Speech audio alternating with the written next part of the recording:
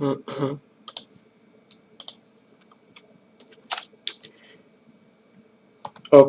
hello everyone in a new video. So in this one we are going to explain chapter 5 for grade 8 students, which is the chapter of forces. Then let me write down the title of this chapter, which is given by chapter 5, the forces.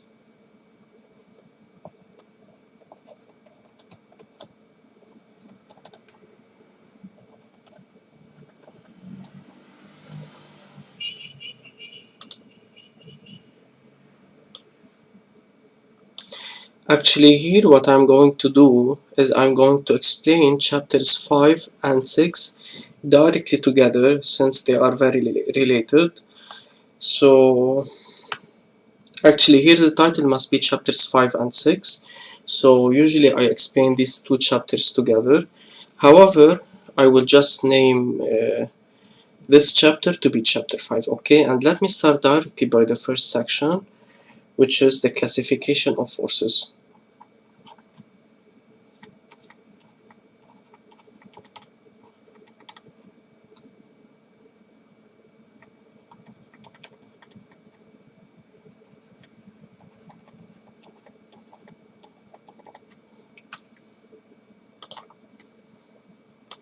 So previously in chapter 4 we have talked or discussed the properties of a force that are given by the point of application, the line of action, the direction, and the magnitude. Now here we are going to add another property, which is the classification of a force. So what do I mean by the classification of a force? Let me write down that forces can be classified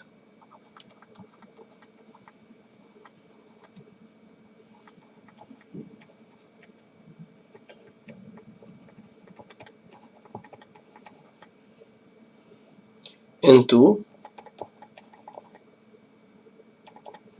So the first classification is given by acting at a distance.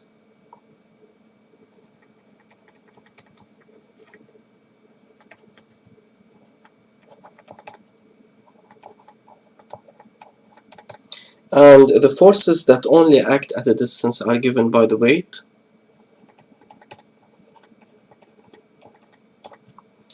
The electric force,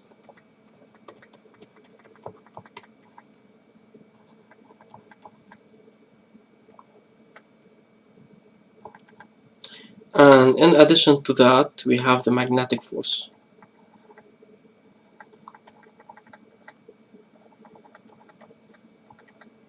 So the only three forces that act at a distance are given by the weight, the electric force, and the magnetic force, and all other forces are classified as contact forces,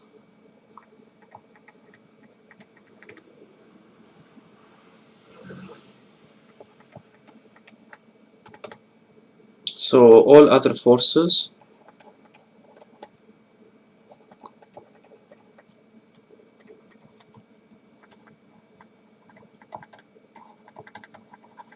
are classified as contact forces.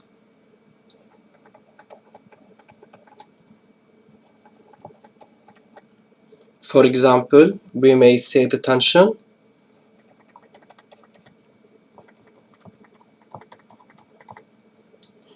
the muscular force, the tractive,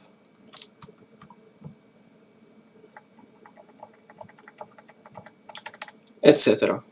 So here, although there are some forces that we didn't discuss previously, for example, we didn't talk about the weight, we didn't talk about the electric force, we didn't talk about the magnetic force, we didn't talk about the tension, we didn't talk about muscular, and we didn't talk about the tractive force, okay? So later on we will refer back to these forces, but for now, we need to know that the only three forces in nature that act at a distance are given by the weight, the electric force, and the magnetic force. All the other forces are given by contact forces. For example, here, if I give you a force which is given by the friction, and I tell you or ask you what is the classification of this force, is it acting at a distance or contact force?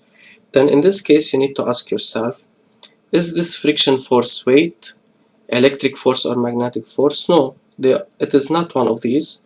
So for this reason, this force is given by the contact force. Okay, so let me give the following example. So if we have the force which is given by the weight, and we have another force which is given by, say, for example, the tension or the friction. So if we need to classify the weight, we know that the weight is classified as acting at a distance. So this is acting at a distance.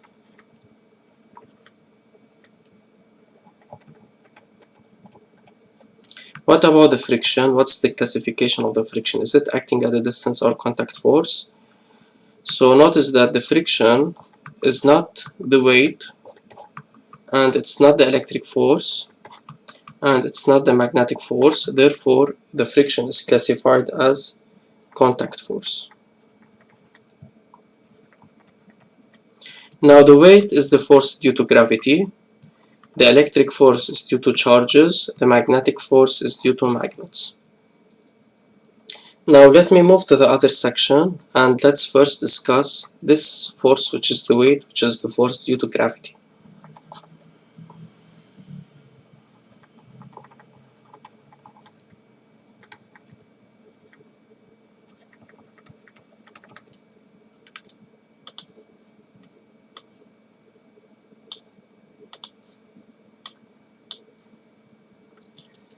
So the weight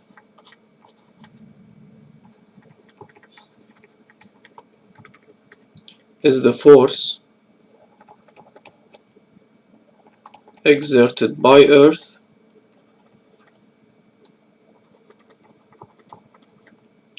on any object having a mass m.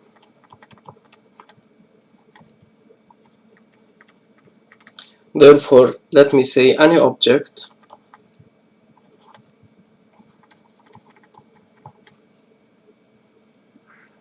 that has a mass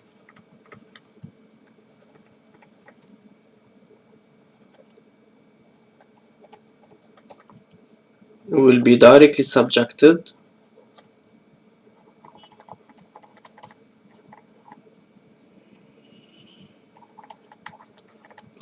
to the first force, which is the weight, will be directly subjected to the weight.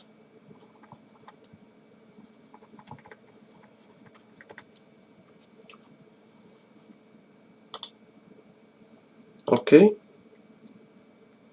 so now what is the classification of the weight?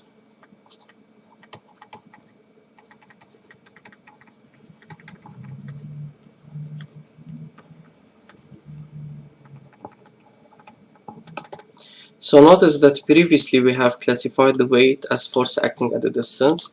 So whenever they ask us what is the classification of the weight, we say acting at a distance.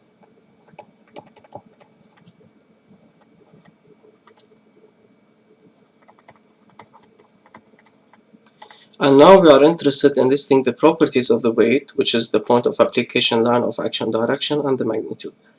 So each force now we need to introduce, we need to talk about its properties, and let's start by the properties of the weight.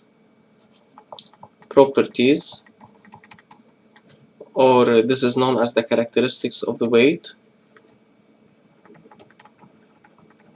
The weight is denoted by W vector,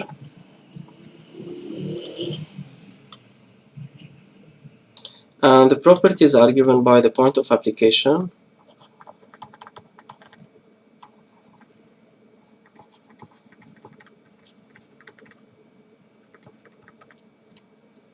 the line of action, the direction, and the magnitude.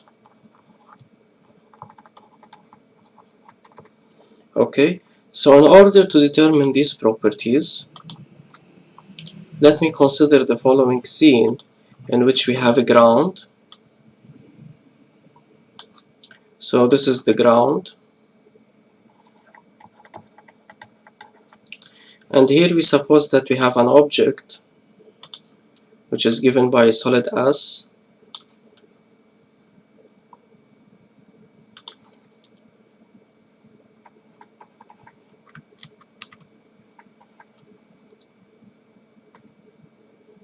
and the solid S have a center of gravity G. So what does this point represent? This point represents the center of the solid.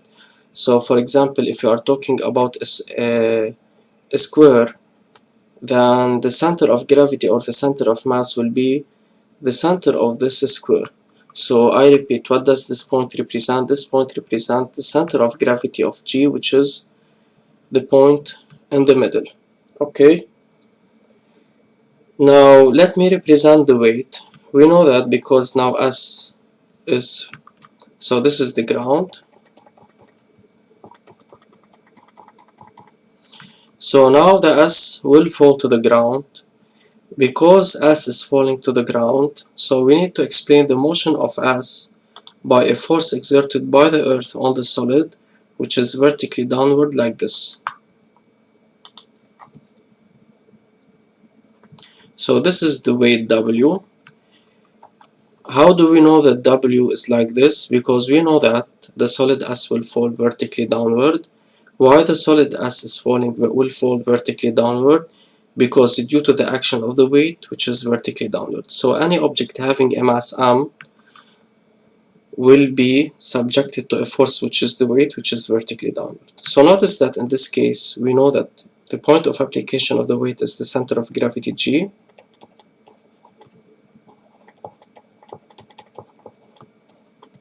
So always the weight have a center of gravity G. And the line of action is always vertical, and the direction is always downward. Okay? The magnitude is calculated using the following formula: W is equal to m multiplied by G. Later on, I will discuss what I mean by this formula. Now, let me write the following note, which is very important. So, the first note is given by all forces classified as acting at a distance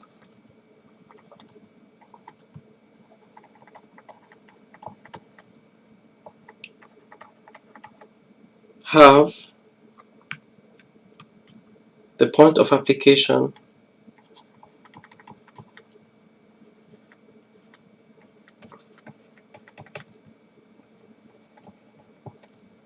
to be the center of gravity G.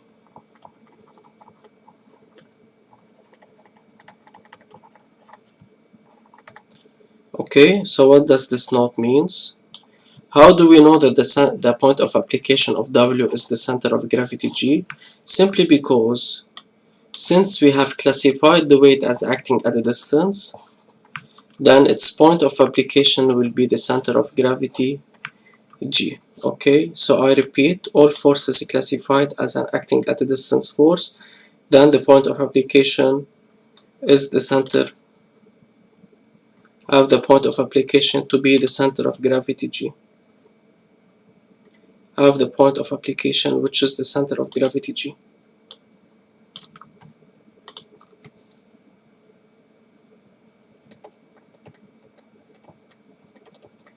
Okay, so whenever the force is classified as acting at a distance,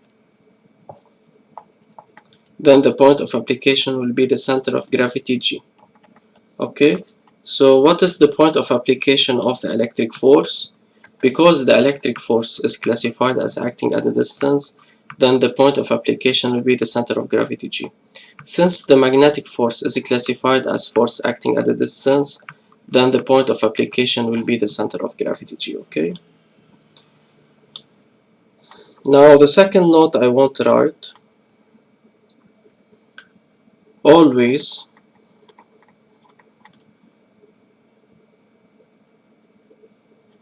the first three properties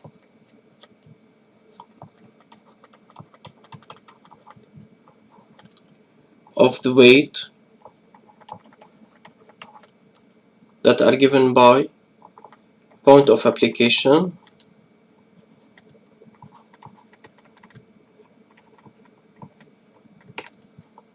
line of action,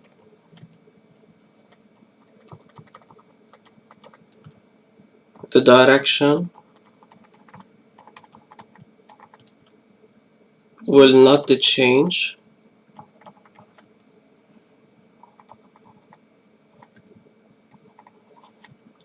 and they are always given by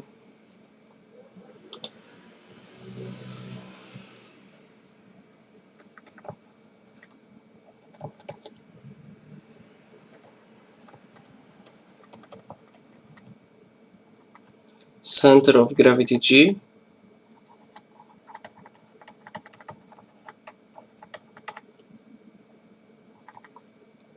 vertical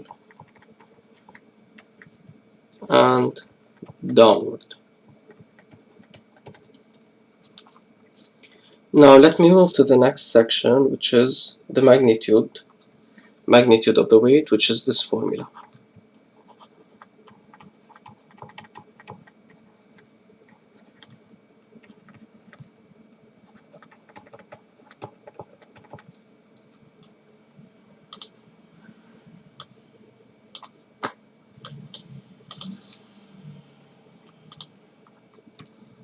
So the magnitude of the weight is given by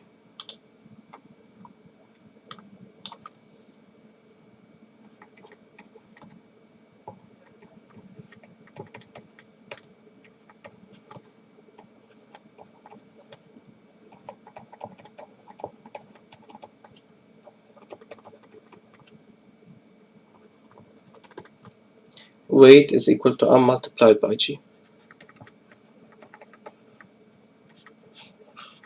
And we know that in physics, whenever a formula consists of three variables, we may construct its triangle. So here, because we have multiplied and w will be at the top, m and g at the bottom, suppose that we are interested in determining the value of m, putting our hand over m, then m is given by w divided by g. If you are interested in determining the value of g, putting our hand over g, so g is given by w divided by m. So now what is the unit of each one? This is in newtons, this is in kilograms, and this is given by Newton per kilogram. So let me write here where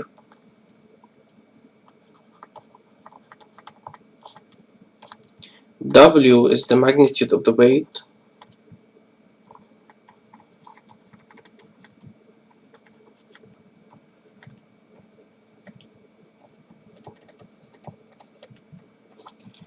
its SI unit is N, which stands for newtons. M is the mass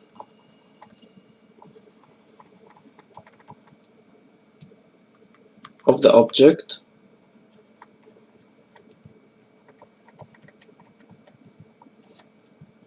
The SI unit of the mass is kg, which stands for kilograms.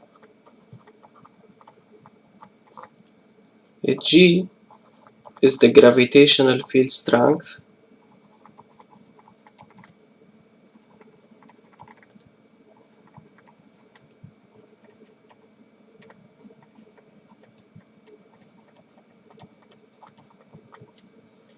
Its SI unit is given by Newton per kilogram, N/kilogram, which stands for Newton per kilogram.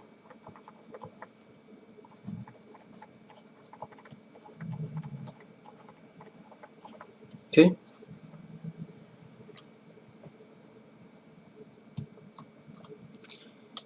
Now let's consider the following exercise as a direct application, or the following application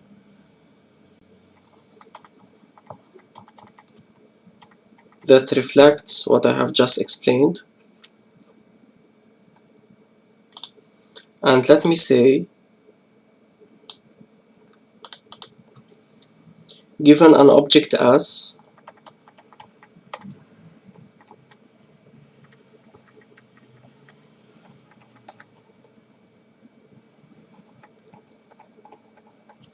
of mass m is equal to 5 kilograms,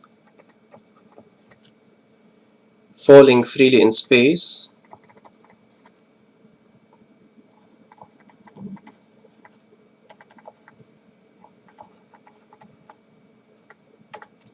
take G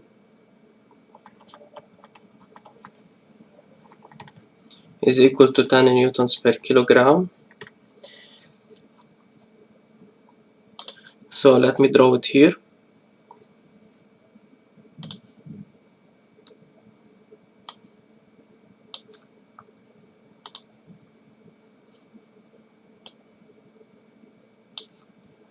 So this is the solid S having a center of gravity G.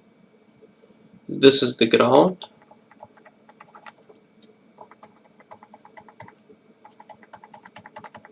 That is falling free. Okay, so number one,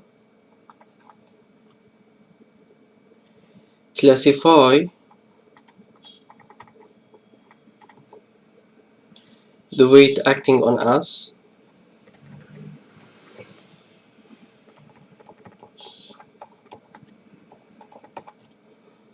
as acting at a distance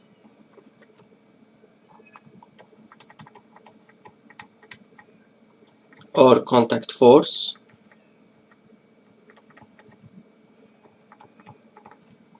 Now in number two, list the properties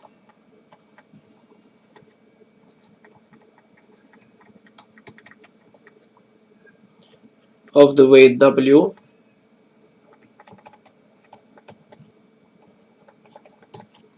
and now in number three they are telling me to represent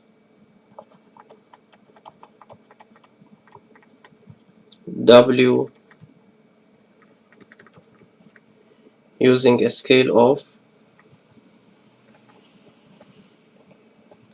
1 centimeter corresponding to 25 newtons. So let's answer the following questions.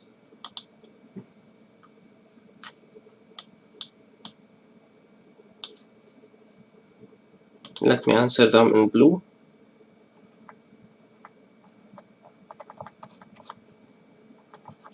So we need to classify the weight as an acting at a distance or contact force. We know that the only three forces that act at a distance are the weight, the electric, the magnetic. Since the weight is one of them, so the weight W is acting at a distance.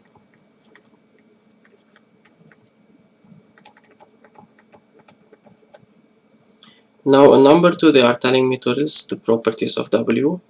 So the properties of W are given by the point of application,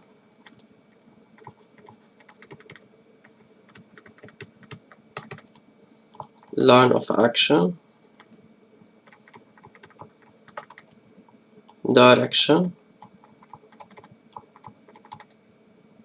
magnitude, and recall that always whenever we are listing these properties we need to list them in the following order which is given by the Pilgrim.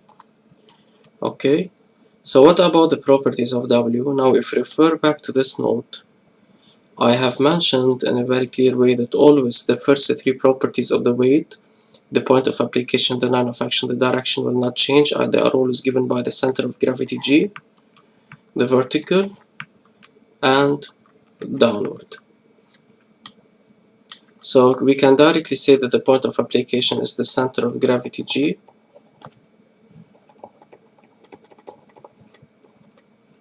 whereas the line of action is vertical and the direction is downward. Now regarding the magnitude, if we refer back, I didn't say anything about the magnitude regarding here the notes, because the magnitude depends on the mass and it's given by the following formula. So we need to calculate now the magnitude, because the magnitude is given by W is equal to M multiplied by G.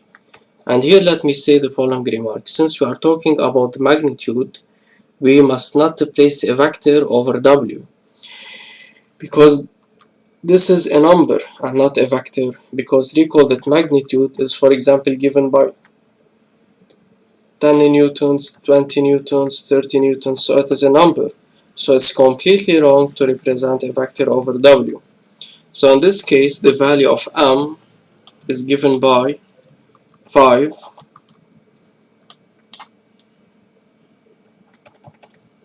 and the value of G is given by 10. So this is equal to 50. Since both M and G are expressed in the SI, so the value of W will be in the SI.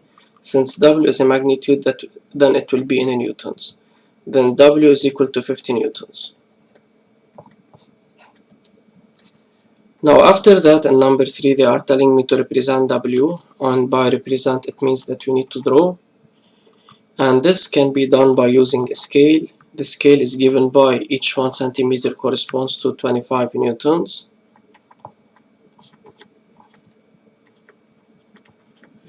So now, in order to draw W, we need to know its length. However, we know the magnitude of W, which is given by 50 newtons. So what is the length of this vector? We say that 1 multiplied by 50 divided by 25, which is equal to 2. Since this is under centimeters, then this is given by 2 centimeters, okay? So now in this case, let's suppose that this is the point G. The weight is acting on the point G vertically downward, so we must draw it like this.